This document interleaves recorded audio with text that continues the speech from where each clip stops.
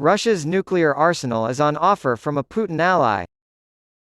Russia's close ally in Belarus, President Alexander Lukashenko, has threatened to arm any country that joins Russia's war against Ukraine with nuclear weapons.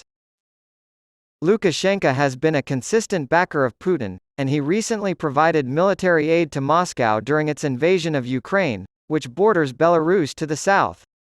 When the invasion of Ukraine began in February of last year, Russian troops were already inside Belarus conducting military drills before crossing into Ukraine. There is no evidence that Belarusian forces have entered the conflict in Ukraine, but the country's support for Russia has nonetheless drawn international criticism.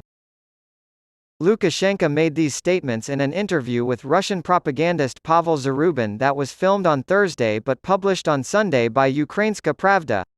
He called the possibility of nuclear weapons being provided to any nations that join the Union State pact between Russia and Belarus a unique chance to unite.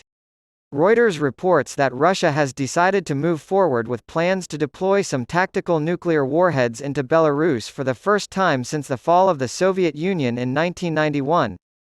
Lukashenko told Zarubin, "No one minds Kazakhstan and other countries having the same close relations as we have with the Russian Federation if someone is worried.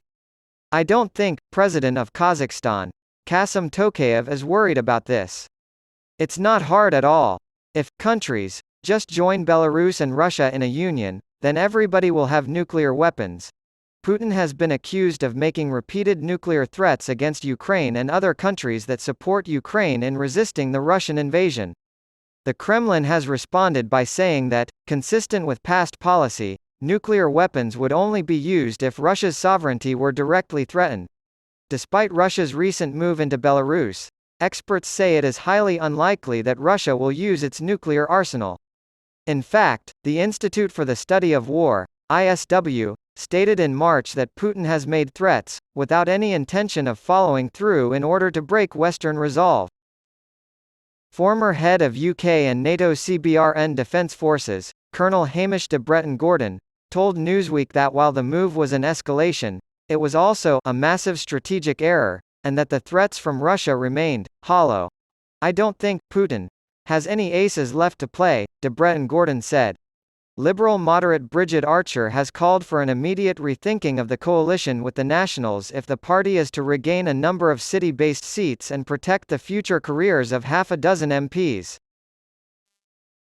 The Tasmanian lawmaker acknowledged the agreement's value when the parties were in power but argued that the coalition needed to be redrawn now that they were in the opposition.